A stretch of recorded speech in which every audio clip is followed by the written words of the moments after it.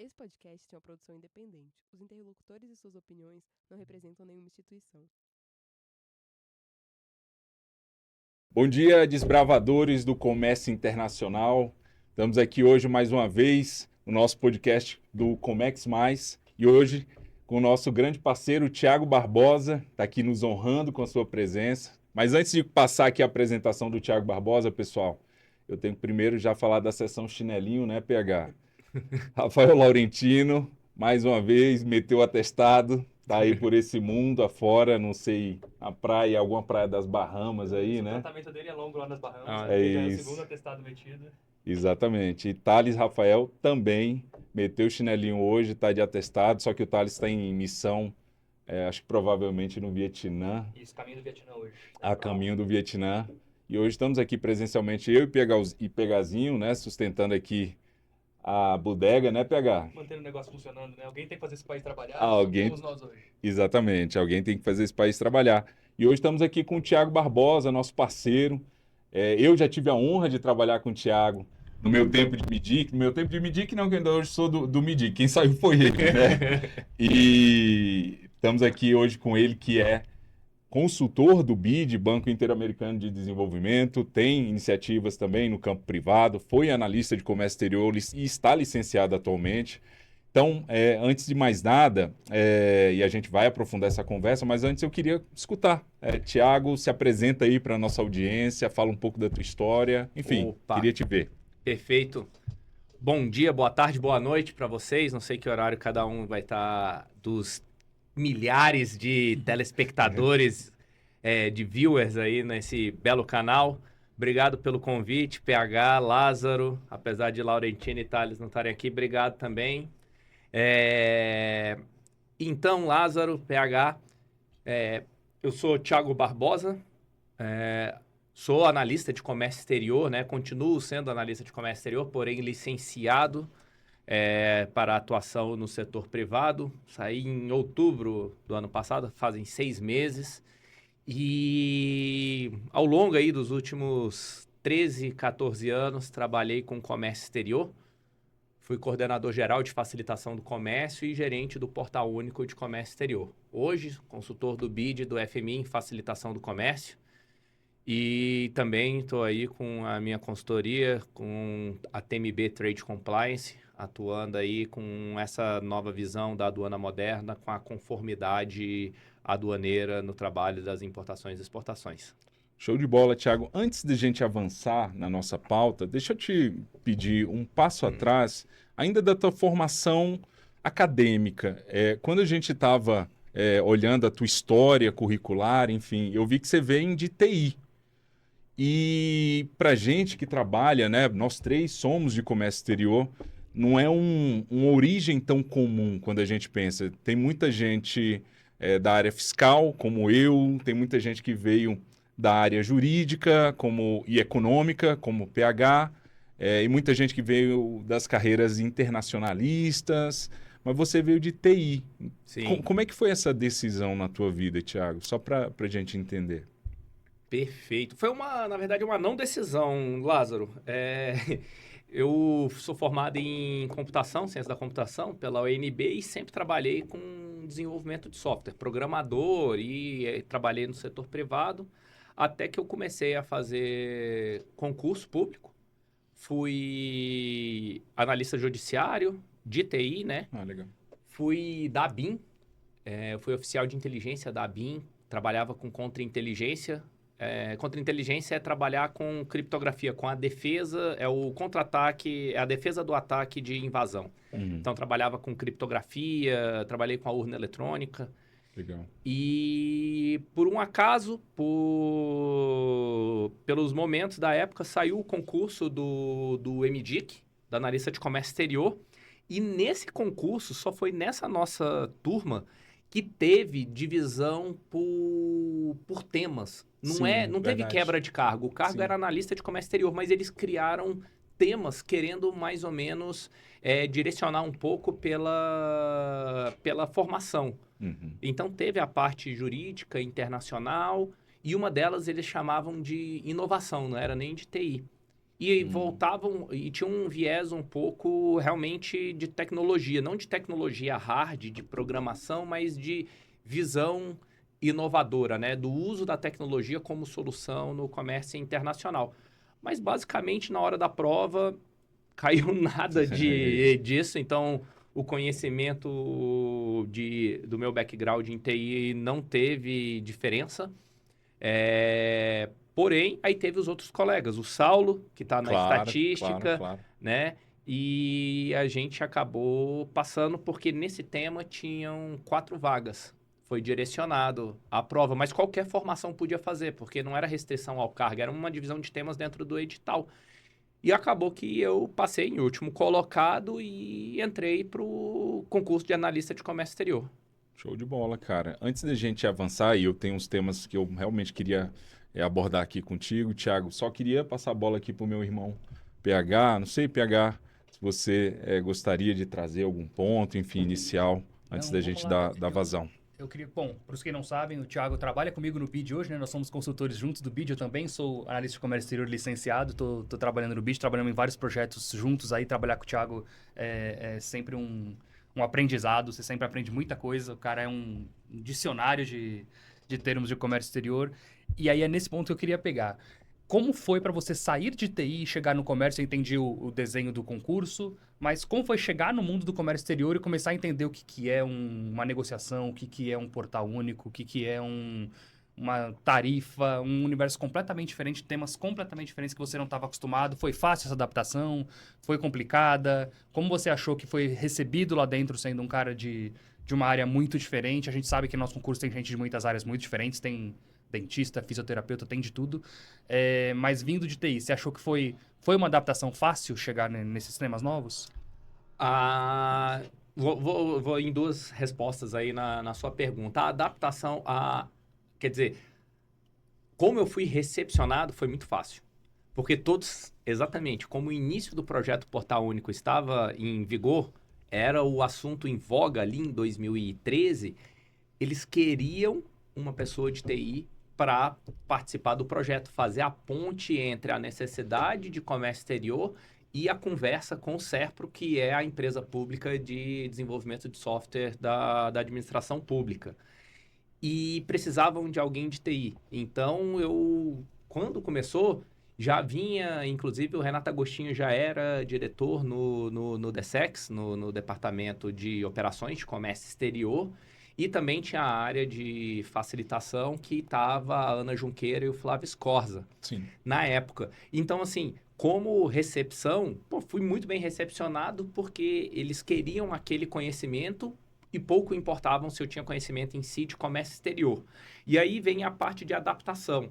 Exatamente por eu ter o conhecimento que era raro dentro da Secretaria de Comércio Exterior, eu tive uma aula, o meu mentor foi o Flávio Scorza lá no início, e eu tive uma oportunidade única, que foi o setor privado querendo muito a implementação do Portal Único. Então, quando eu mandava um e-mail ou ligava para as associações, seja para a CNI, para a Procomex, para a Sindasp, para qualquer uma das associações de comércio exterior, e falava, não, eu sou Thiago, estou aqui trabalhando, eu queria entender como funciona tal coisa no comércio exterior. Rapaz, eu tive aulas e pós-graduações que foram me ensinadas gratuitas, livre ali, porque era de interesse do setor privado apresentar isso. Então, o meu aprendizado foi no trabalho. O concurso em si eu não aprendi, porque a gente decora basicamente de forma metódica para acertar as questões do concurso, mas na prática a teoria é outra. Então, o aprendizado ali realmente foi ao longo do projeto Portal Único. Entendi, cara. E se você me der a chance agora, obviamente foi bom a gente ter essa visão inicial da tua vida profissional, da tua vida acadêmica, como é que você se aproxima dos temas de comércio exterior. Mas é isso, assim, acho que era inevitável que a gente começasse a nossa conversa mais técnica sobre Portal Único, né? Uhum. Assim como o PH teve a chance de trabalhar, está tendo a chance de trabalhar contigo agora, eu tive a chance de ser coordenador geral ao seu lado, né? Coordenadores gerais dentro da mesma estrutura, e eu pude acompanhar de perto a grandeza do que foi a tua intervenção no projeto Portal Único, né? E aí, quando a gente pensa no Portal Único, a gente está falando que é um contexto no qual o anterior, né, o Siscomex, sistema da década de 90, né, ainda bastante arcaico, que sobreviveu aí a 6 presidentes, 3 reformas ministeriais e basicamente 2 milênios, né? Então, a tua chegada nisso deve ter sido um choque para ti. E, Sim. obviamente, a tua posição, coordenar mais de 30 órgãos, né? Uma diversidade de pensamentos, de idiosincrasias, que você sabe muito bem que a Esplanada condensa, enfim. Como é que foi isso na prática, assim, a tua chegada no Portal Único de Comércio Exterior, pensando nisso, né? No Sim. que tinha para trás e no desafio a se colocar para frente?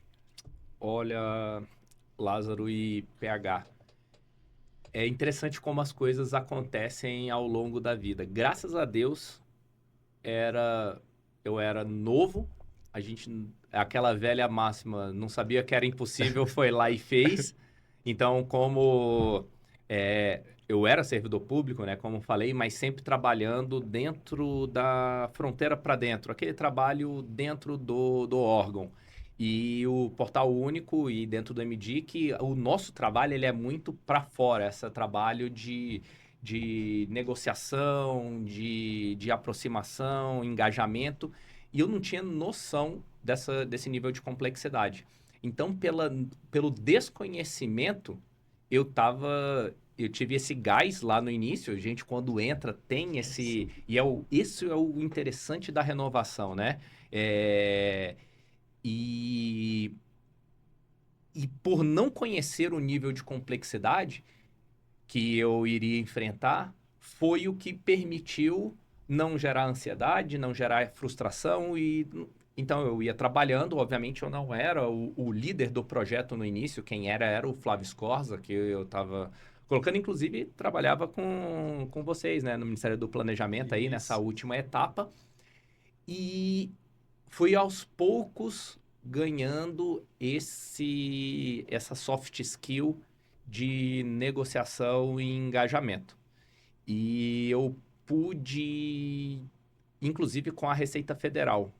Lá no início, em 2013, não existia essa aproximação com a Receita Federal. Era colocado como um órgão isolado, intocável, e foi uma junção de fatores. Tanto a mudança de filosofia da Receita Federal mudou a visão do órgão, né, através também dessa mudança filosófica da Organização Mundial das Aduanas, da parceria entre aduanas, órgãos anuentes e aduana setor privado. Então, essa filosofia vinda da Convenção de Kyoto revisada e do Safe Framework da OMA amplia essa visão da Receita Federal e a oportunidade do projeto Portal Único da gente estar ali. E esse meu conhecimento de TI foi um abridor de portas e oportunidades, porque também dentro da Receita Federal faltava esse conhecimento. E aí a gente foi costurando e foi aprendendo e foi criando essa equipe ao longo de uma década de trabalho. Não foi do dia para a noite. E foi assim que a coisa foi se estruturando. Show de bola, Pegazinho? Não, vamos lá. Eu tive a honra e o prazer de acompanhar reuniões suas com o pessoal da Receita Federal, falando um pouquinho aí sobre, enfim, não só o Portal Único, como os próximos passos que devem vir em algum momento. Eu percebi realmente que o pessoal da Receita Federal respeita muito o seu trabalho, eles admiram muito o seu trabalho e falaram, se não fosse a coordenação feita pela CSEX nessa época, provavelmente o Portal Único estaria muitos e muitos passos atrás. É um processo longo, o portal você não faz em uma semana, você não faz em um mês, você não faz em um ano, você faz num período Sim. muito longo. E aí a minha dúvida é justamente sobre esse processo de construção. Como que é lidar com 30 órgãos diferentes, lidar com diversos anuentes, cada um com seu interesse específico, cada um com seu pitaco específico para dar em como vai funcionar, tenho interesse que isso funcione. Ah, não quero isso não, quero continuar do jeito que eu sempre faço a vida toda, não quero que se mexa na minha casinha. Como é colocar todo mundo numa mesa e fazer um projeto desse tamanho andar na prática, na negociação, no dia a dia ali com o pessoal? Sim. Posso só colocar uma por pergunta favor. anterior e de ordem para já ligar a tecla SAP aqui do nosso papo, que é na tua fala anterior, você mencionou a Convenção de Kyoto. Perfeito. E eu tenho certeza que alguém vai confundir com o protocolo de Kyoto, que eu acho que já lida com questões ambientais e por aí vai. Perfeito. Fala um pouquinho pra gente, nada Vou. aprofundado, só pra gente saber. Não, perfeito. São acordos. Quando eu falei da Convenção de Kyoto revisada, quando a gente fala sobre o acordo sobre facilitação de comércio, a Convenção de Kyoto revisada é um acordo entre as aduanas do mundo, dentro do âmbito do organismo internacional OMA, Organização Mundial das Aduanas, em que ali foi o embrião da filosofia da facilitação. Show de bola. Sair simplesmente da fiscalização pura e simples e sim olhar com um viés de cooperação entre setor privado e administração aduaneira. E aí é o nome, a Convenção de Kyoto revisada, porque em 89, quando ela foi primeiro, que foi em 89, foi em Kyoto a primeira versão, e depois ela foi revisada em 99, e aí por isso Convenção de Kyoto revisada. É um acordo entre os países da Organização Mundial das Aduanas sobre essa nova filosofia da aduana mundial, não ser simplesmente fiscalizatório, punitiva, e sim de cooperação entre setor privado e administração aduaneira, tá? E aí, entrando nisso da IPH que você falou, como foi? Eu vou trazer dentro de uma visão não técnica, tá? Dentro de uma experiência empírica do como foi. Como que eu não... É natural meu de ser uma pessoa muito curiosa, e antes de conversar com cada órgão, a gente dividir para conquistar, né?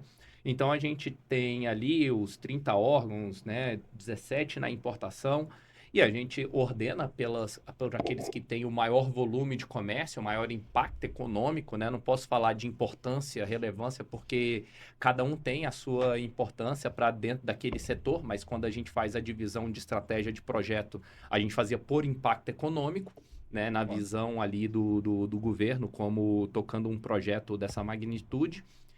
E a minha estratégia sempre foi, primeiro, estudar bastante sobre o trabalho do órgão.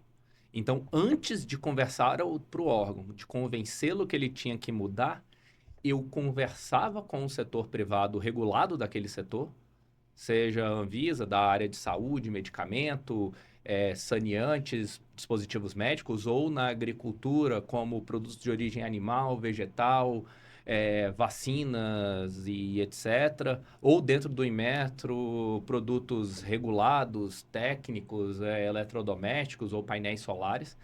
Então, eu ia com esse acesso que a gente tem, que eu falei lá no início, sobre ligava para a associação daquele setor, falava com eles, me explica como que é o processo hoje?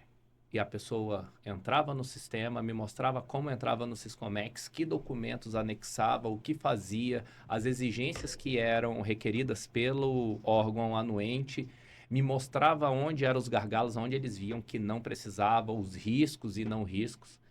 Lia sobre toda a regulação, a parte normativa, e aí sim eu ia conversar com o órgão anuente. Eu não ia de orelhada. E aí sim, quando ia conversar, eu falava, olha, a gente já fez um levantamento com o setor privado, vimos aqui sobre os pontos positivos, onde o órgão é eficiente e onde existem os gargalos. E que o órgão vê, o setor privado vê como uma outra possibilidade de trabalho. E aí a pessoa já tira aquela barreira inicial, porque ele vê que você não está lá para criticar de forma leviana. Você conhece o trabalho dele, você teve o cuidado em entender o que ele fazia de trabalho. Então, quando você falou também da Receita Federal, o pessoal te respeitar, falar, a primeira coisa que eu fui fazer é estudar profundamente o regulamento aduaneiro e entender como funciona a fiscalização aduaneira por parte do setor privado e dos fiscais. Então, quando eu ia discutir, a gente ia conversar de uma forma de conhecimento e não de ficar lá e falando, você tem que melhorar.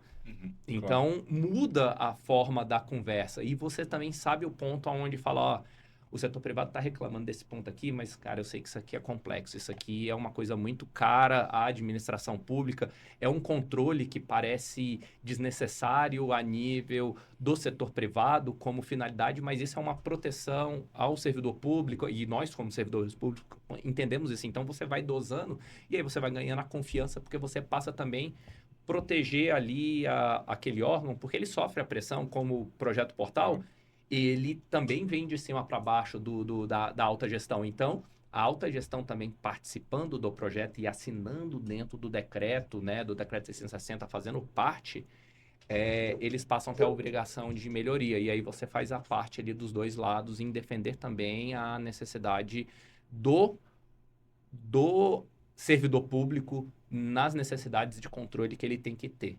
Esse decreto 660 que você mencionou, ele referencia o que exatamente, o que ele... O decreto 660 ele é de 1992, foi quando criou-se o Siscomex, que você fala do sistema inicial da década de 90, e ele foi modificado ao longo dos anos, e em 2013 houve uma alteração do decreto 660, exatamente instituindo o programa Portal Único, aonde ele lista todos os órgãos que estão envolvidos e os compromissos que eles têm que ter em relação a simplificações, atuação numa janela única, Portal Único. Também você falando aí, o que é conceito Portal Único? O que é Portal Único, né? Vamos aproveitar agora, talvez vocês possam fazer um corte aí, Brasil, de levar lá para o início. O que é o conceito Portal Único?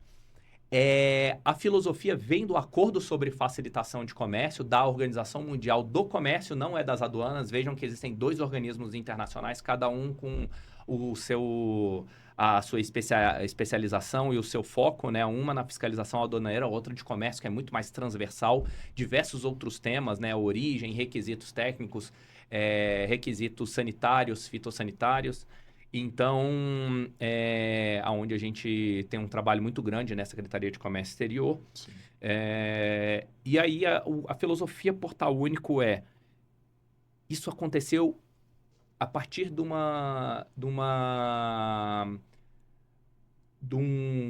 análise feita pela Organização Mundial do Comércio, que em todos os países do mundo existe uma diversidade de órgãos e cada um criou-se o seu sistema para resolver o seu problema, e você cria ilhas de trabalho. E aquilo não se comunica, e quando você vê, o importador precisa acessar 3, 4, 5 sistemas, repete a informação 10 vezes. Aqui mesmo no Brasil, no levantamento, ficou muito forte isso, que para se fazer uma exportação, uma importação, o setor privado precisava digitar o CNPJ 17 vezes ao longo do processo. Por quê? São diferentes sistemas, aí você vai lá, digita de novo. Então, a coisa não vai migrando entre si, o processo ele não vai se construindo como um Lego que vai montando e tal. São coisas isoladas e que não tem integração. Então, a ideia do Portal Único é ter um sistema único de contato, um guichê único de contato, onde a administração pública só pode requerer as obrigações acessórias, né? As obrigações acessórias é o ato de você pedir uma licença de importação, realizar uma declaração de importação, realizar os pagamentos dos tributos a partir de um sistema. E ali é o sistema que ele centraliza tudo e distribui as informações sem haver pedidos redundantes das mesmas informações e tudo. Só isso. A visão do Portal Único é essa. É um ambiente único de contato entre o setor público e o setor privado. E aí o Brasil deu um passo além. Não faz parte do Portal Único, da janela única, do single window dentro do Acordo de Facilitação do Comércio, a revisão dos processos. Só que dentro da visão do projeto Portal Único no Brasil, a visão foi, já que vamos fazer um sistema que integra tudo, não vamos automatizar a burocracia. Vamos revisitar os processos, e aí são os 3 pilares do projeto Portal Único: processo, normas e sistemas. Então, a primeira coisa é revisar os processos, identificar os gargalos desses processos, sugerir um processo novo mais eficiente, e com isso eu tenho um ponto de partida para 2 vertentes de trabalho: a normativa e a sistêmica, que é a automação do processo, e a normativa, que dá legitimidade a esse novo processo. E aí que vem o projeto todo, o Porta Único. Excelente, cara. É engraçado, assim, a tua fala, Thiago, porque é isso, assim, trabalhando ao teu lado e de alguma forma, em alguns momentos, te apoiando na tua atividade enquanto parceiros ali de trabalho, eu já conseguia perceber o nível da importância e da complexidade do tema. Mas acho que essa tua fala condensa muito bem isso. PHzinho, Vamos lá. diga-me. A gente falou aqui bastante do conceito, de como funciona o Portal Único, mas vamos lá, na prática, resultado final. O que isso entrega para o nosso setor privado? Vamos dar um exemplo. O tal procedimento demorava X dias, agora demora 20% disso. Demorava 50 dias, demora 2 horas. Que tipo de coisa é integrada? O que o setor privado ganha de fato ali, no final do dia? É isso, eu também estava com essa dúvida. Assim, você consegue trazer assim, Sim. alguns exemplos de Bem pronto para prático, gente? sim, Assim? sim. Vamos lá. Existe sempre a máxima do tempo é dinheiro, perfeito? Então, dentro da construção do plano do projeto Portal Único, a gente definiu metas. E para a visão da administração pública, a meta da nossa fronteira para dentro é melhorar o controle e a fiscalização. Porém, melhorar o controle e a fiscalização de forma inteligente, impactando menos o setor privado. Aí isso se conecta à meta que o projeto tem para o setor privado, que é a redução de tempos e custos. Então, ao final, ao cabo, eu preciso ter um sistema no sentido não de software, tá? Sistema de sistemática que me reduza o tempo e o custo de operação de comércio exterior para o setor privado, mantendo ou, inclusive, até melhorando o controle e a fiscalização da administração pública. E como você faz isso? Por meios de controles inteligentes e aplicação de gestão de risco, tá? Ponto. Agora vamos aos resultados. Para a administração pública, como se tornou um sistema, aí agora eu falo software, um software único com uma base de dados compartilhadas, o que os órgãos começaram a ter? Acesso à informação. Então você deixa de ficar cego e realizar fiscalização, operação a operação, como se fosse uma nova importação, uma nova exportação, completamente isolada, como se você nunca tivesse visto aquilo, e o entendimento da correlação entre as operações de importação e exportação está só na cabeça do analista que está fazendo a análise. Então, cada um cria o seu contexto de risco de comércio exterior, e aí você passa a ter algo institucional, porque as informações estão lá, relatórios gerenciais saem de lá, e você pode cruzar dados ali, onde você vê o que é risco e o que é não risco. Ninguém é capaz no mundo inteiro fiscalizar 100% das operações. O que você precisa fazer? Gestão de risco e presença do Estado. E como você faz isso? Escolhendo as operações não conformes e aplicando penalidades para que isso sirva de lição para os demais operadores atuarem de maneira conforme. E aí vem a pirâmide da ideia da pirâmide da conformidade. Sempre tem aquele... o setor privado, a maior parte deles são pessoas conformes e que querem fazer de forma correta e fazem. Tem aqueles que querem ser conformes, mas não sabem como ser. O comércio exterior não é para amadores. É complexo o comércio internacional. Tanto porque existem as normas do país de origem e do país de destino. Não é uma coisa fácil, existem proteções de fronteira. Então, com isso, a administração pública está ali para dar o suporte para que ele cumpra a regulação, porque se quer fazer. E existe o topo da pirâmide, que é o que não quer cumprir. E ali, nele, é toda a força da lei a ser aplicada. Você precisa separar o joio do trigo. Muitas das vezes, você gasta energia e tempo sempre fiscalizando aquele que quer cumprir. Porque é esse que vai registrar tudo direitinho, que vai acabar colocando alguma informação errada, porque ele não está querendo realizar divergências, né? Realizar... tá vendo a palavra em inglês, diversion, né? Fazendo... tentando enganar a administração pública, porque quem quer fazer fraude, no papel é tudo lindo. Então, isso para a administração pública. E qual é o impacto para o setor privado? Aí vem a sua resposta, perdão ter dado uma volta aberta, um parênteses enorme. Quando começou o Portal Único em 2013, o tempo médio para se exportar eram 13 dias e o tempo médio para se importar eram 17 dias, tá? E hoje, né, o último estudo que a gente teve com os dados de 2024, a gente já está com um tempo médio de 4 dias para se exportar, então de 13 para 4, e de 17 para 8 para se importar. E a meta é que se chegue ao final da implantação, né? O Portal Único ele já está rodando a exportação desde 2018 e na importação entrou agora, mês passado, chegou a 73% das importações. E esse é o impacto. E a cada dia de redução de liberação de uma carga significa 0,8% de economia. Sabe o que isso representa para o setor privado? Uma economia de 40 bilhões de dólares ao ano só por redução de burocracia. Isso é uma redução muito maior de custo e tempo, previsibilidade, do que qualquer acordo comercial. Acordo Mercosul-União Europeia, qualquer acordo que tenha de redução tarifária, não impacta tanto quanto a desburocratização, quanto a facilitação do comércio. Só que ela leva tempo a ser implementada e, graças a Deus, o Brasil aí alcançou, né, com um trabalho de uma década, nesse resultado agora. Cara, isso que você falou é interessante. Eu estava para te perguntar isso também. E aí, se você me permitir, eu queria até juntar isso em duas perguntas.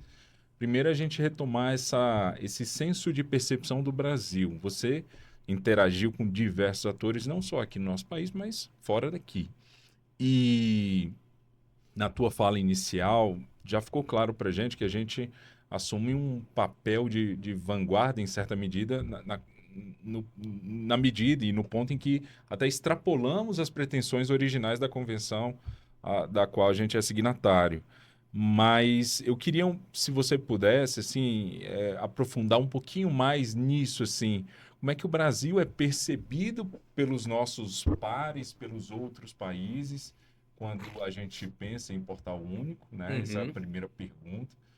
E a segunda pergunta que eu queria fazer, e já é mais um pouco aproveitando a tua experiência, acho que é isso, você é a referência nacional que a gente tem em Portal Único e deixa um legado muito importante para a gente aqui no Brasil em relação a isso. Continua, obviamente, trabalhando mais do lado de lá do balcão, né, com o Portal.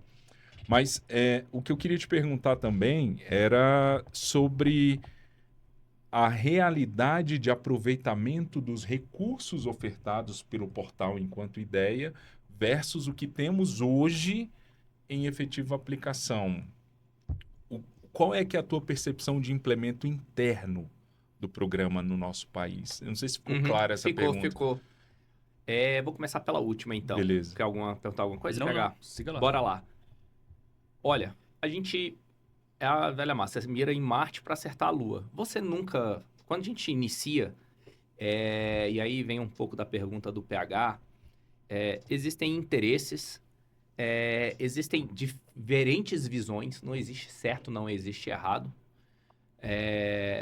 Então, quando a gente tem o trabalho no Portal Único, ele sempre foi uma parceria pública e privada. Então, o desenho do novo processo de exportação e de importação não foi feito pela administração pública, foi feito pelo setor privado. O setor privado mapeou como é hoje, identificou os gargalos e demonstrou, desenhou um processo. Olha, isso aqui é o que eu desejo, isso aqui seria o estado da arte.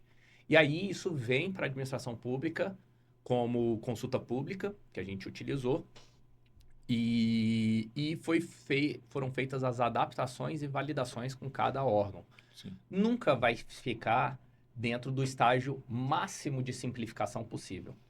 Primeiro, são etapas. Não dá para uma pessoa que trabalha fiscalizando 100% das operações todos os dias, ela aceitar do dia para a noite que ela passa a fazer uma fiscalização só por monitoramento e análise de dados. Não vai acontecer. Não a pessoa que é a líder do projeto dentro do órgão, porque essas pessoas geralmente têm essa visão de simplificação. Mas a cultura organizacional do órgão não aceita isso. Isso vai passar por jurídico, vai passar pela área de regulamentos, vai passar... Então, assim, são muitas pessoas para se tratar. Então, você é como qualquer negociação, né? Você pede 10 para chegar a 7.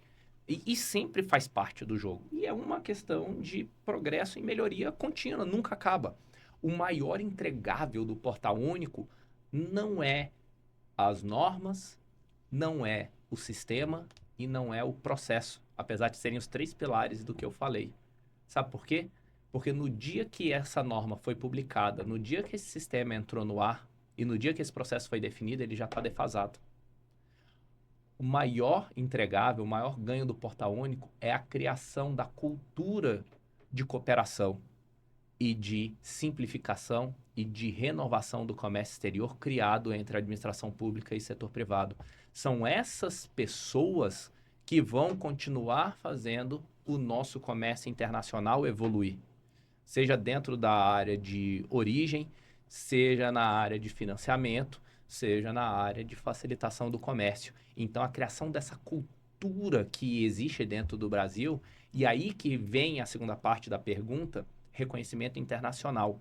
O Brasil, no aniversário de 5 anos do Acordo sobre Facilitação do Comércio, que apesar dele ter sido publicado em 2013, lá em Bali, ele realmente entrou em vigor só em 2017, com 2/3 dos países signatários terem aderido, né, ao Acordo sobre Facilitação. Em 2022, o Brasil foi o país... Eu tive a oportunidade, sendo gerente do portal, de palestrar na OMC, na Organização Mundial do Comércio, sobre Single Window, sobre implementação, porque o Single Window, o Portal Único, ele é uma previsão do Acordo sobre Facilitação do Comércio, no artigo 10.4. E aí, o Brasil foi o país escolhido por ele ser uma referência mundial, não é nem regional, mundial em janela única. Hoje, a gente é visto como equiparado à Coreia do Sul, Singapura, Indonésia, que são os países ali da ASEAN que têm essa proximidade muito, muito forte com a simplificação do ambiente de negócio. E o Brasil conseguiu atingir essa imagem, porque a gente trabalhou e realmente absorveu a ideia. E aí, qual foi dentro de lá? Eles pediram que a gente apresentasse e falasse sobre qual era o fator de sucesso, né? O Key Success Factor. Uhum. Eles pediram que falasse. Dando uma gastada no inglês Dá uma aqui. gastadinha aqui, né, cara? Como é que é a FISC, né? O cara custou caro, porra. Papai e mamãe pagaram a FISC aí durante muitos anos. E o principal, o fator de sucesso do Portal Único foi essa criação desse ambiente, dessa cultura de cooperação entre setor público e setor privado. Isso é o que vai gerar ao longo das próximas décadas, porque o mundo não para. As tecnologias que existiam há 10 anos, é isso, o Portal Único hoje é um sistema defasado. Não porque a gente foi ruim ou fez mal feito, não, porque é natural da evolução humana. Então, agora, o próximo passo, e o que está sendo discutido, administração pública e setor privado, é exatamente e o que vem agora.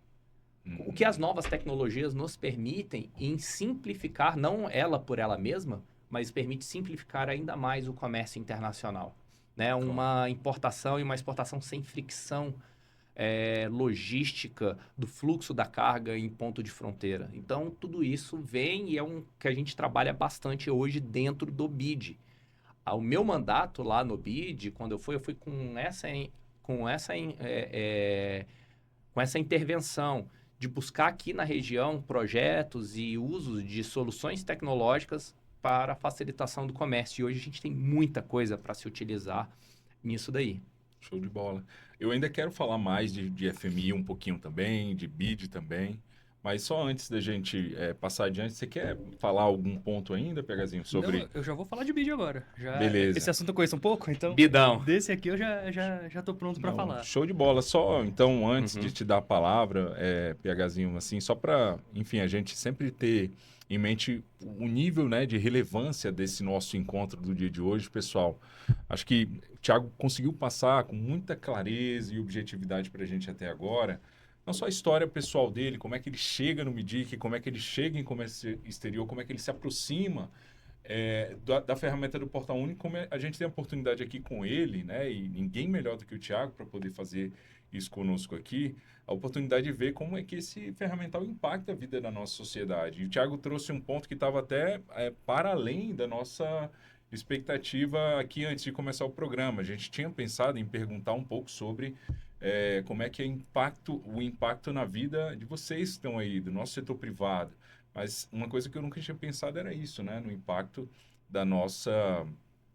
do balcão para cá, né? Do próprio servidor público, do próprio serviço público, para os órgãos que operam. Achei super interessante. Mas é isso, não quero te interromper não, PHzão. Vamos para a BID, então. Vamos lá, a gente tem aqui FMI e BID pra falar, ainda tem um bom tempo pra falar. Você falou bastante de como o Brasil é visto, né? O Brasil é um dos tops no mundo na área de portal único. Imagino que os países desenvolvidos também, União Europeia, Estados Unidos, enfim, tenham seus portais aí em fase de desenvolvimento ou até já em fase de execução. Mas eu queria saber dos nossos parceiros aqui do lado. Porque o BID ajuda muito, estou falando de BID porque eu trabalho lá, você trabalha lá também, e a gente sabe como é que andam esses temas por lá. O BID ajuda muito os países da América Latina na implementação de diversas políticas. Estamos falando aqui de saúde, educação, saneamento básico, mas também na área de comércio. Perfeito. E eu imagino que a sua experiência que está trazendo do governo brasileiro para o BID pode ajudar a gente a levar o portal único para outros países vizinhos aqui. Como é que estão essas iniciativas nos nossos países vizinhos? Como é que a gente pode, como BID, ajudar esses países a ter um portal único mais robusto, mais fortalecido? Como que está sendo Perfeito. isso? Você me permite juntar uma pergunta nessa aqui do PH, do nosso camarada PH, que antes, obviamente, de adentrar nesses pontos que ele traz, e são muito relevantes, só falar um pouquinho para a nossa turma que está assistindo aqui, o que é o BID, enfim, obviamente sem adentrar muito, mas qual é a tua compreensão sobre a organização, e aí depois passar um pouquinho para a pergunta do PH. Perfeito.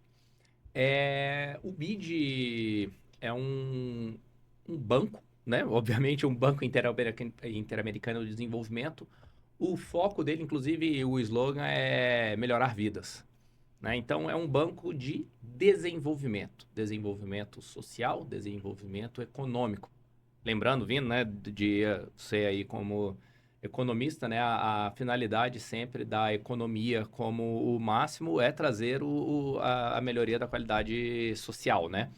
Então, ele tem esse viés de desenvolvimento socioeconômico e dentro disso existem as diversas áreas de desenvolvimento socioeconômico, como o PH colocou, saúde, tem a parte ambiental, e diretamente social e na econômica existe a parte fiscal, de investimento e comércio exterior. E aí chega dentro do nosso métier ali, que é a parte de comércio exterior. Então, é a busca, se a gente pegar o Brasil, vou trazer mais um dado. Mas isso aí, comércio exterior, isso melhora a qualidade de vida das pessoas? Melhora a qualidade de vida das pessoas. Desde o início do Portal Único, em 2013 para cá, que a gente falou, e esses 40 bilhões? Isso vai só tornar o dono da empresa que opera mais rico, com mais lucro. Vai trazer maior lucro. Mas também existem as externalidades geradas, e não há nem o menor erro. Quem está trabalhando corretamente, lucrar, está tudo certo. Mas existem as externalidades geradas. O Brasil, nos últimos 10 anos, ele cresceu mais de 50% da sua corrente de comércio global. Isso representa que dentro desse mesmo período sempre são vantagens competitivas, né? Nada no mundo é absoluto, a gente tem que se comparar. O mundo também teve crescimento da corrente de comércio, os países também tiveram crescimento econômico. Mas o Brasil teve um crescimento 20% acima da média mundial, perdendo apenas para a China e os tigres asiáticos ali. A gente cresceu mais que a União Europeia, mais do que todos os nossos parceiros aqui na América Latina, mais que Estados Unidos nessa última década. Então, a gente saiu de um market share, é muito pequeno o market share do Brasil na corrente de comércio internacional, a gente saiu de 1% para 1,2%, mas é um crescimento de 20% em relação aos seus competidores, no caso, né, aos outros países. E isso nos traz acesso a novos tipos de produto de forma mais barata para dentro aqui do ambiente nacional. Também melhores empregos. Empresas que atuam no comércio exterior empregam melhor, porque se eles vendem em dólar e ganham mais dinheiro, eles buscam e precisam ser competitivos internacionalmente, eles contratam pessoas que têm maior preparação, maior nível educacional e pagam melhor. Então, isso tudo vai girando uma engrenagem da economia nacional. E aí você, indo aqui para a pergunta, né, do PH, o que isso o Brasil pode trazer de conhecimento para os países da região?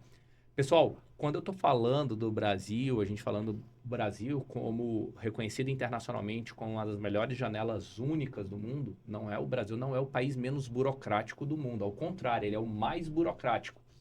De novo, qual é o sistema financeiro mais evoluído do mundo? Também é o brasileiro, um dos mais evoluídos do mundo. Porque não existe fraudes dentro do sistema bancário, ao contrário, é porque existem muitas fraudes no sistema bancário que a gente precisa construir uma ferramenta muito bem elaborada. E isso foi o que o Brasil ganhou. Por ser um país muito burocrático, culturalmente somos burocráticos, o Portal Único teve um rio enorme para nadar de braçada em desburocratização. E com isso a gente construiu uma ferramenta que é vista pelos outros países como uma coisa muito à frente. Quando a gente fala dos países da região, o que eles chamam de janela única é o nosso Siscomex dos anos 90. Entendi. Eles nem tinham isso. Cada um tinha só o sistema aduaneiro e cada pedido de licença de importação ou de exportação era feita com órgão e simplesmente o cara anexava um PDF lá com um carimbo, escaneando um carimbo feito que foi pedido à mão ou foi num sistema e imprimiu. O que a gente já tinha no nosso Siscomex? A gente tem o sistema da declaração aduaneira de importação e exportação e também da licença, só que é engessada. É um formulário único que servia para todos. O que acontece? O importador começava pelo Siscomex preencher e complementava as informações no sistema, seja da Polícia Federal, do Inmetro, do Mapa, da Anvisa e etc. Esse é aonde os países da região chegaram agora.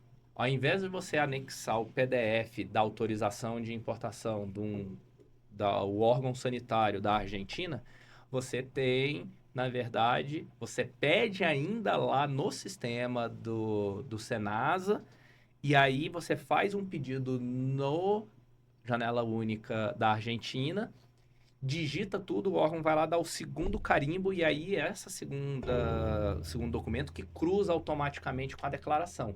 E isso é o nosso Siscomex anos 90. Aonde que o Brasil chegou? Não existe você ir no sistema do órgão da Anvisa, do Mapa e etc. O próprio sistema abarca todo o fluxo de trabalho. Então, não existe redigitar as informações. Então, a gente tinha um mundo 100% informático já no Brasil, só que sem integração de dados. A gente chegou num nível de integração de dados. Os países eles saíram do mundo híbrido informático e analógico para trazer para o mundo 100% digital, só que ainda sem integração.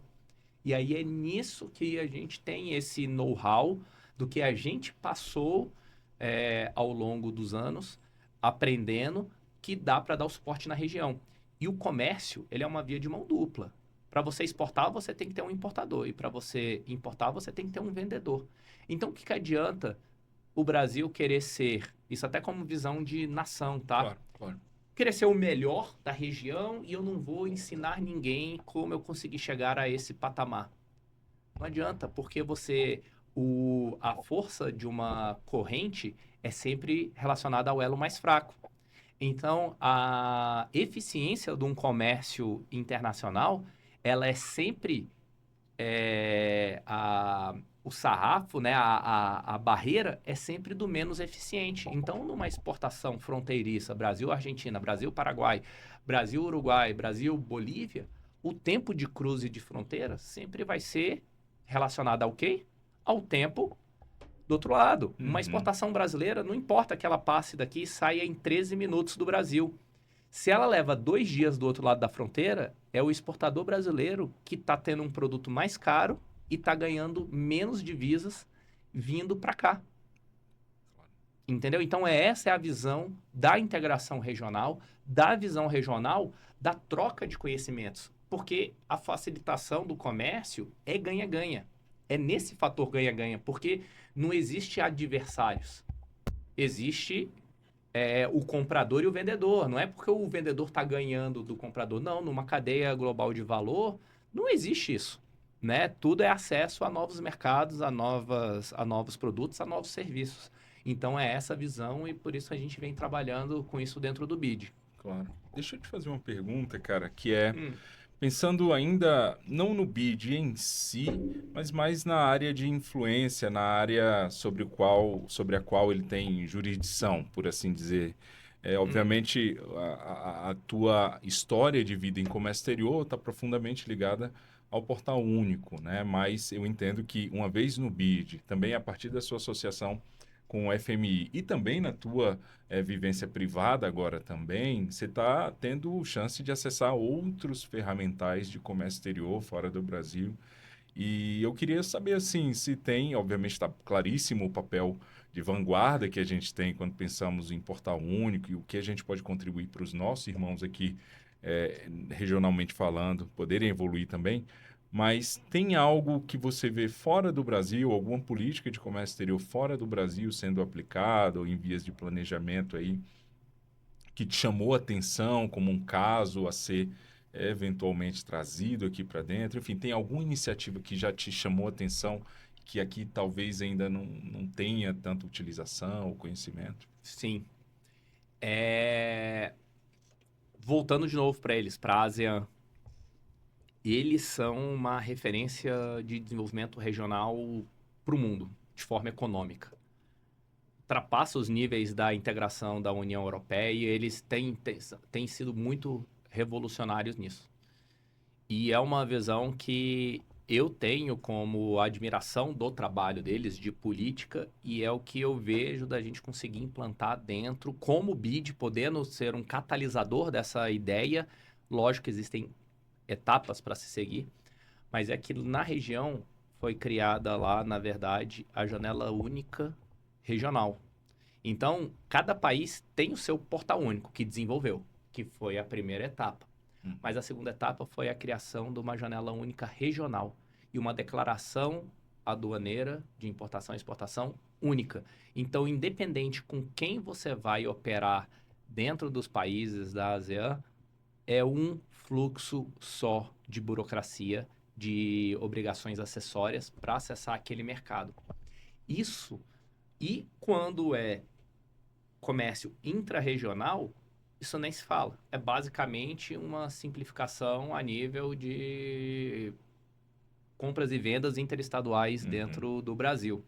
Então, se a gente, como América Latina e Caribe, chegar a metade Cara, são ambientes políticos completamente distintos, ambientes econômicos completamente distintos, mas a gente tem, de novo, igual falando do portal, a gente tem que mirar em Marte para acertar na Lua, né? A gente aprendendo e bebendo da fonte, do que eles demonstraram e tiveram de lições aprendidas, do que funciona e do que não funciona. Obviamente, em cada local Não existe uma receita de bolo, senão seria fácil todo mundo, em todos os aspectos econômicos e desenvolvimento de portal único ou qualquer outra coisa, era só seguir uma lista de regras e estaria implementado. Mas aquilo serve como escola da gente ganhar aqui integração regional. O Brasil é a maior potência, todos os países somados da região não chega ao PIB brasileiro, né? A gente e o México representa somados 90, cada um com 45% do PIB da região. Então, nós somos uma potência regional, assim como nós olhamos para a União Europeia e Estados Unidos como grandes potências, os países da região veem o Brasil como uma grande potência. E isso não se reflete no comércio intra-regional. O Brasil, ele é o segundo ou é o terceiro colocado no comércio intra-regional. Sendo que a gente, somados todos, excluindo o México, a nossa economia é maior do que todos os outros. Os nossos parceiros comerciais, a gente olha, para a Ásia, para a Europa, para os Estados Unidos. O nosso parceiro grande na região é a Argentina e acabou. Então, é uma oportunidade como economia brasileira de também ganhar aqui esse comércio intra-regional e ter um crescimento econômico ainda maior das micro e pequenas empresas. São elas que têm essa oportunidade de mercado para vender para Peru, Colômbia, Bolívia, Chile, Argentina, e a gente... O que o mercado regional desses países, nacional nesse país, vendem, a gente tem capacidade de entregar produtos melhores que substituam e que atenda ali a necessidade da população. Então, é uma política econômica regional numa visão tanto de como região, como também para o Brasil, muito importante. A gente tem muito a crescer dentro do comércio intra-regional e sim, o que simplifica? Trazendo essa visão de fluxo, de trânsito de mercadorias, de pessoas na região de uma forma simplificada, assim como acontece na ASEAN ou na União Europeia. Aprender dessa lição para que a gente tenha crescimento econômico aqui na região da América Latina e Caribe. Show. PH, quero te escutar, meu caro. Vamos lá, não, maravilha. Eu quero puxar um pouquinho agora para entender... Entender não, porque eu sei, mas o público não sabe, então para mim que está falando é para eles. Como que é o seu dia a dia? Como que está hoje o seu trabalho no BID? O que você faz? Qual que é o trabalho? Não é só fazer apresentação no PowerPoint e reunião no Teams. O que você tem feito de fato? Como que tem sido essa interação com os entes públicos brasileiros para implementar os projetos? Explica um pouquinho para a gente desse trabalho atual que você está. Antes de ir pro vídeo, eu tenho que passar aqui para gravar um podcast no Comex Mais, né não? É isso. O melhor podcast de comércio exterior da internet.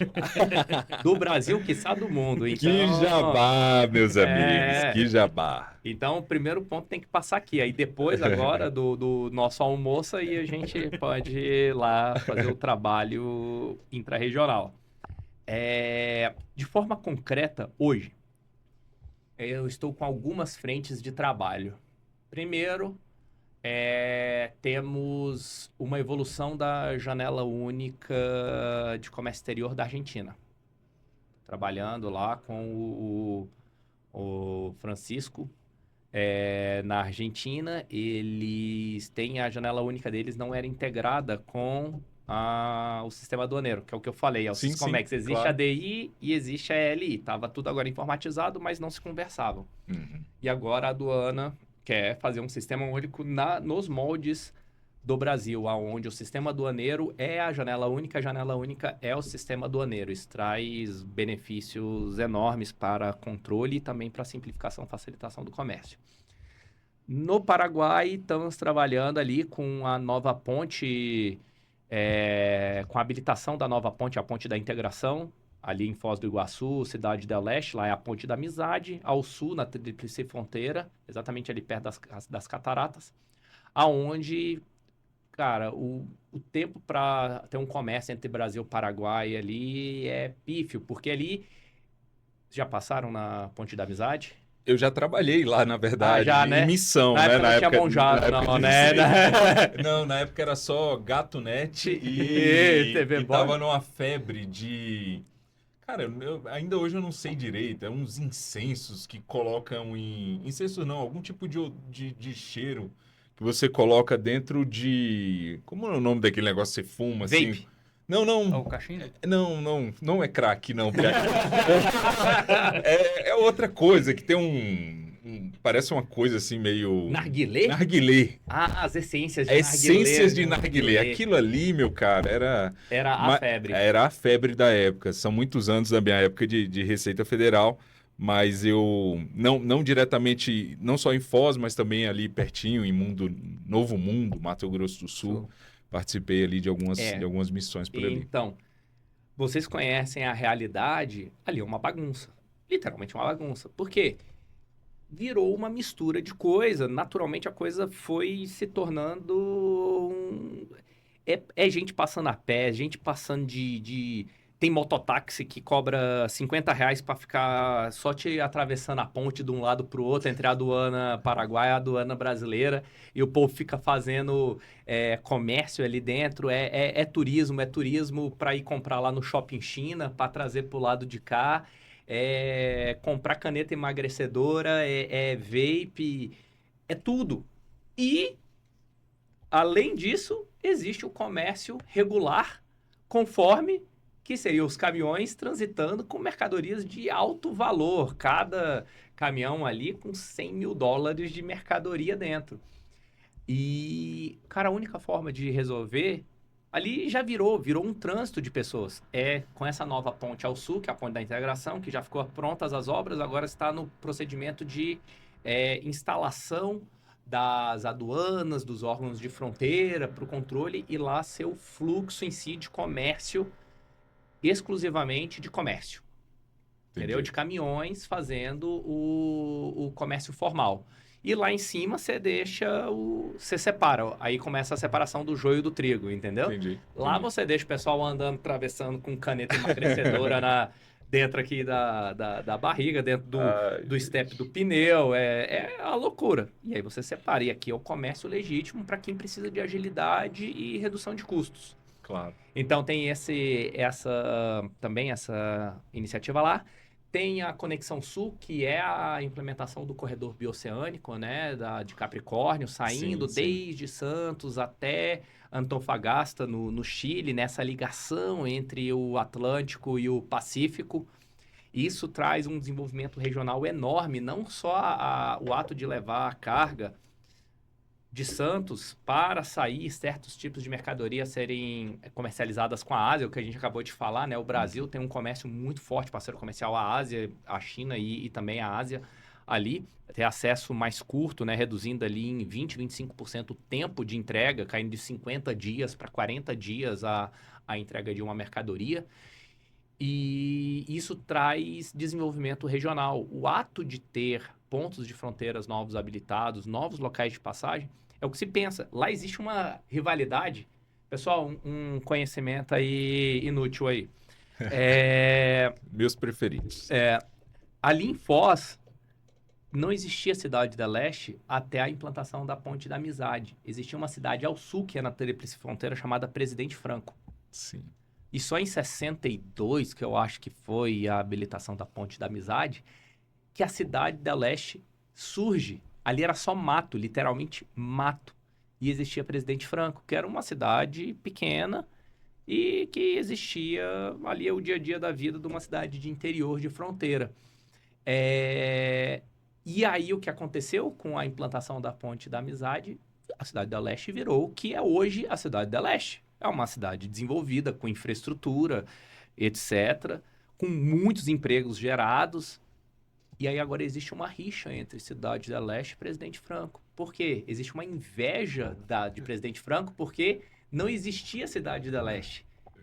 E simplesmente Cidade da Leste era um rancho, uma fazenda que foi desocupada, não vê aqui o termo correto, e se tornou aquilo. E hoje, para trazer esse comércio internacional para Presidente Franco, Cidade da Leste não quer abrir mão disso. E aí existe uma briga entre eles o que demonstra o que uma ponte faz, uma integração regional faz. Era uma cidade que não existia e que hoje é milhões de vezes mais desenvolvida do que Presidente Franco. Se a gente conversar aqui, depois aí vocês no comentário, eu quero que cite alguém que já visitou Presidente Franco. Eu nunca nem tinha ido a Presidente Franco, conheci sabia lá. nem que existia. Acabei Nem- de descobrir. é, Eu não Exatamente. conheço, eu sabia que E existia, é mas uma não cidade conheço que ainda. existe há centenas de anos. Sendo que a Cidade da Leste não existia, foi criada por causa da ponte. Então, é isso que traz desenvolvimento regional também. Não é só o trânsito da mercadoria de um ponto ao outro. O Claro, próprio claro. ato do trânsito da mercadoria gera desenvolvimento econômico e social das regiões. Cara, isso é tão interessante. Eu tive também a chance de trabalhar especificamente com integração regional num curto período que eu tive no planejamento, diretamente no departamento de integração regional.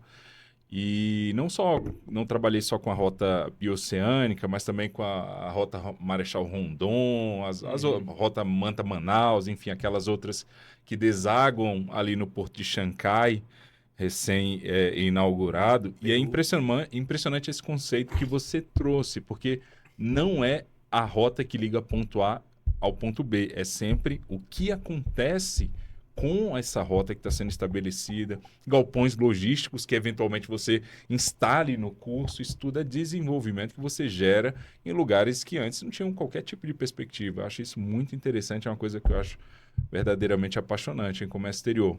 Mas, Mas faltou um último projeto, claro, um por projetinho favor. do coração, vai lá. que é o que a gente está executando no Brasil, aqui, na verdade, não só no Brasil, na região, inclusive com o México, que é a calculadora de origem. Sim, sim, sim. A gente acabou em primeira mão, hein? Vamos lançar o relatório aí do questionário que a gente teve aí. Foram 186 respondentes de empresas privadas em toda a região sobre o que é limitante para as empresas, micro, pequenas empresas, utilizarem os benefícios tarifários de origem. Né? Para vocês... Eu não vou explicar o que é origem. Por favor, Lázaro, devolvo para você. Faça aí o... Não, basicamente, o nosso irmão Tiago está falando aqui sobre os requisitos que os materiais, os bens, enfim, devem cumprir para serem considerados ou não como originários de determinado lugar. Por exemplo, você vai ter regras que, para um produto ser considerado originário de Mercosul, até 45% dos insumos utilizados na sua fabricação devem ser produzidos aqui dentro. É só um exemplo generalista, tá, pessoal? Mas é isso, assim, de uma forma bem generalista, seria isso. Mas eu lhe devolvo, meu irmão. E aí o projeto é exatamente a construção de uma ferramenta em que você, como um pequeno, fazer essa análise é complexa. Porque o caso que o Lázaro colocou é de um dos casos, de um dos tipos de mercadoria. Mas e se é fruta? Ah, não, é um computador, é um eletrônico, é uma coisa, já é um maquinário. Cada um tem regras para determinação de origem, de se é originário ou não. E aí, quando uma mercadoria se encaixa dentro das regras de origem, ela ofere o benefício tarifário de, muitas das vezes, zero imposto na venda daquela mercadoria ao outro país. E isso te torna bastante competitivo. Muitas empresas, pequenas e médias empresas, às vezes, e aí a gente voltando àquela coisa do comércio intrarregional, não acessam, só conseguem fazer vendas nacionais porque o preço que chega ao outro país é não competitivo devido às tarifas de importação no país de destino. Porém, grande parte dessas empresas provavelmente atendem às regras de origem e poderiam competir de igual para igual ou até melhor, com tecnologia superior ou qualidade superior ou com uma customização diferenciada, a ter acesso àquele mercado e vender ali para a região. Então, esse sistema, essa ferramenta, o objetivo dela é que seja uma ferramenta simples, que um leigo, você, como dono do seu CNPJ, não especialista em comércio exterior, essa é a nossa visão. Igual você não é Você não tem um departamento jurídico dentro da sua empresa, você não tem um departamento contábil dentro da sua empresa, você não tem um departamento de comércio exterior na sua empresa. Então, o nosso trabalho dentro da visão do BID é trazer ferramentas gratuitas, públicas, para que você consiga compreender essa complexidade do comércio exterior. E que você apresente nessa ferramenta quais são os seus insumos que você utiliza, o valor que cada um deles tem para uma produção unitária, e aí a ferramenta vai lá e te dá a resposta. Olha, esse seu produto atende ou não às regras de origem, poderá ter imposto de importação zero ao vender para o Paraguai, para a Argentina, para o Uruguai, Bolívia e etc. E se não, indicar, olha, se você reduzir em 10% o valor dos insumos importados que você traz da China para produzir esse seu equipamento, vamos falar que essa caneca aqui, tem a produção da caneca aqui, ó, Muito grande bonito, caneca. inclusive. Caneca, olha aqui, vamos lá, ó. Olha aqui, eu preciso, Cara. ó, na hora de exportar essa caneca, não é simples, pessoal. Eu tenho que pensar na cerâmica. Eu compro a caneca já pronta da China e só faço a impressão, ou eu compro a cerâmica e agrego o valor criando a caneca aqui. E essa impressão? Temos a tinta. Quanto que custa essa tinta dentro do seu custo de formação do seu produto? E o custo da máquina que faz a impressão nisso e também tem uma agregação de valor. Então, tudo isso precisa ser calculado para dizer se isso vai poder chegar ou não. Uma impressora 3D, um trabalho de impressão 3D. Quanto que é o filamento? Quanto que é o trabalho de... Às vezes você não usa filamento, muitos trabalham não com filamentos coloridos, mas sim filamentos neutros. E aí a pintura é feita em cima à mão naquilo dali, ou com uma segunda máquina para poder gerar degradês e etc. Então são muitas coisas, por exemplo, que a gente tem aí de produtos para se calcular se é originário ou não. E dentro do novo regime de Mercosul, da origem de Mercosul, não é mais necessário o certificado de origem, de você pagar a uma instituição para poder certificar aquilo. Você pode fazer a autocertificação, a autodeclaração, né, fazer a certificação de origem, que é uma autodeclaração, se você comprovar que aquele produto atende às regras.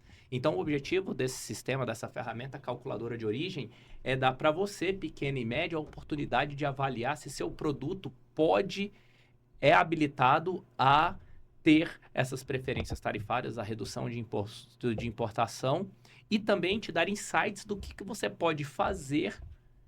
Lembrando daquela coisa do custo efetivo final, às vezes sim, se você traz uma cerâmica, a tinta, às vezes você compra da China e aí ela vai sair mais barata do que você comprasse uma tinta de uma fábrica no Paraguai. Mas às vezes você comprar do fornecedor paraguaio, que custa 10% a mais do que o do chinês, te permite zerar o imposto de importação para vender ali, e aí você consegue o custo efetivo final da sua mercadoria ser menor do que os insumos terem sido comprados na China. Então, é uma estratégia comercial que a gente quer ajudar aos pequenos e médios empreendedores a acessar a região aqui de comércio internacional. Fantástico, cara, fantástico, Thiago. E a gente, obviamente, como operadores também de comércio exterior aqui, pelo lado de cá do balcão, acompanha com muito entusiasmo. Mas é isso, meu irmão. Eu realmente estou encantado com a conversa, com a tua facilidade, né? Acho que a gente tem sempre aqui os cortes, corta, volta. Mas foi uma tacada só. Acho que isso nunca tinha acontecido. Primeira vez, cara. E acho que isso se deve muito, não só ao teu conhecimento, mas também à tua desenvoltura. Obrigado, cara. Foi, para mim, uma aula. Eu comparo a Rayano como a comando de ataque da seleção brasileira. E foi maravilhoso. Queria te agradecer, mas antes de te devolver para tuas considerações finais, queria escutar nosso irmão PH Mendes. Enfim, teu encerramento aí, PH, que você nos diz. Não, é isso. Foi, assim como o Lázaro falou, foi realmente ótimo. A gente aprendeu muita coisa aqui. A gente ouviu muitos conceitos bastante interessantes, que eu tenho certeza que o público vai ficar muito contente com esse episódio. Queria fazer uma última pergunta muito rápida, e muito rápida mesmo, que o nosso controlador de voo aqui já falou que o tempo está acabando, daqui a pouco a gente já está no solo. Então, uma pergunta muito rápida. o que você acha que a gente ainda poderia fazer melhor do que está fazendo hoje? Pegar uma ação pontual, olha, isso aqui nós não estamos fazendo tão bem ainda, podemos fazer melhor ainda na parte de facilitação de comércio. No Brasil? No Brasil. Cara, na verdade não é só uma coisa, são muitas coisas. Realmente, isso já foi demonstrado pela OCDE, que o simples desenvolvimento de um portal único não quebra a barreira de acesso de micro, pequenas empresas ao comércio internacional. A gente precisa de outras ferramentas habilitantes que dão suporte ao micro e pequeno, porque é isso. A complexidade para ele não é apenas chegar lá e registrar a declaração da exportação e importação. Tem toda a parte prévia, que é o não contato com o Estado. Que é isso, formação de preço, acesso a financiamento. Você lá, como Camex na época, buscaram o financiamento para micro e pequenas empresas. Sim. São muitos fatores que dão suporte ao pequeno e médio empresário brasileiro que tem a capacidade, sim, de acessar ao mercado regional, intra-regional nosso aqui, América Latina. E a gente precisa trabalhar nessas outras vertentes. Né? Portal Único, graças a Deus, conseguimos entregar aí com louvor. Precisamos de evolução, mas agora eu acho que o foco e o olhar é nessas outras iniciativas. Não, maravilha. Então, mais uma vez, agradecer aqui a presença do Thiago. Foi excelente a conversa. E bora correr que nosso horário de almoço está acabando, teve que voltar para o BID para trabalhar. Exatamente, A gente tem o chefe lá para responder. Mas é isso, brigadíssimo, Thiagão. Foi excelente, muito, muito bom a gente fazer uma tacada só, não ter cortes, Maravilhoso, né? maravilhoso. O cara é fera espetacular. demais. Cara, suas considerações finais, seus contatos para aquela minha tia que mora em Bangladesh poder te seguir, enfim. Perfeito. É isso. Assim, Então, eu queria te escutar um pouquinho para a gente encerrar. Perfeito. Primeiramente, agradecer de novo a vocês pelo convite, poder estar aqui. São colegas, amigos, na verdade, né? A gente se tornou amigos ao longo da carreira de administração pública. Sim. PH, Lázaro, Laurentino também. Laurentino, inclusive, a gente é vizinho, né? Era vizinho, né? Agora ele está na Alad, mas vai voltar aí. Algum dia ele volta, ele disse que volta. Thales também, então... Agradecer ao convite de vocês, a oportunidade de estar aqui falando um pouco desse assunto que, para mim, é apaixonante. A gente, comércio exterior, é aquele bichinho, né? Que pica, ou você odeia ou você ama. Não existe um meio termo, é um trabalho complexo, tira as noites de sono, mas é gratificante quando você atinge os resultados. E o contato para sua tia de Bangladesh... Sim. Tem as redes sociais, né? @o Thiago Comex, Thiago sem H, T-I-A-G-O, @o Thiago Comex. Siga no Instagram, LinkedIn. Eu posto lá exatamente sobre temas de comércio exterior, sobre facilitação do comércio, cursos, né? Treinamentos que eu ministro aí ao longo dos anos em diferentes locais, desde o sul até o norte do país. E é isso, pessoal. Eu acho que convidar vocês que estão aí do outro lado, conhecer mais sobre o comércio exterior e agora aproveitar que existe um canal desse especializado que traga a informação de forma descomplicada para que você passe a ter aquela coragem ali que você precisava para poder começar a operar no comércio exterior. Você que hoje vende, pode falar nome de plataformas privadas? Pode falar. Vende aí no Mercado Livre, na Amazon, na Shopee nacional. Aprender um pouco mais, tomar aquela coragem e começar a publicar como produtos internacionais. Então, é uma oportunidade única e começar a receber em dólar, né? Essa é a total diferença. Por mais que você esteja vendendo para a Argentina, ou para o Uruguai, ou para Bolívia, ou para o Chile, geralmente é feito em dólares essa negociação, por ser uma moeda ali que é usada como base para ambos os países, como parte de comércio internacional. Então, aquilo que você vende por R$50, provavelmente você vai poder vender por $50. Te dá uma margem muito grande de conseguir aí acessar e cobrir os custos de estar atuando no comércio internacional. Perfeito, meu amigo, perfeito. Obrigado, Thiago. Obrigado, PH Mendes, está aqui conosco sempre, é o único que ainda não meteu atestado na firma. E obrigado a você que está acompanhando, que gostou.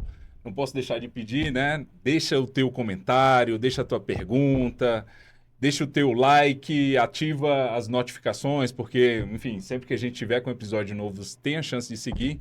E é isso, a gente se vê no próximo. Um beijão, tchau, Posso tchau. levar a caneca? É sua. É minha? É sua. Então a gente deveria também fazer um quiz. Vamos bolar um quiz para pós-publicação desse episódio. De quem conseguir acertar ou responder mais rápido. Vamos pensar em alguma coisa aí nas Vai. redes sociais. Ganhar uma super caneca do Comex Mais aqui pra gente passar aí pros nossos seguidores. Nossos de vocês, né? Agora já me sinto nosso aqui. É isso, produção. Então tá combinado. A gente vai bolar uma pergunta e sortear uma caneca. Quem responder primeiro a gente envia. Pode ser? Eu gostei dessa pegada final Xuxa Meneghel anos 90. É, né? Valeu, gente. Abração. A gente se vê. Tchau, Até tchau. mais. Tchau, tchau. Esse podcast tem uma produção independente. Os interlocutores e suas opiniões não representam nenhuma instituição.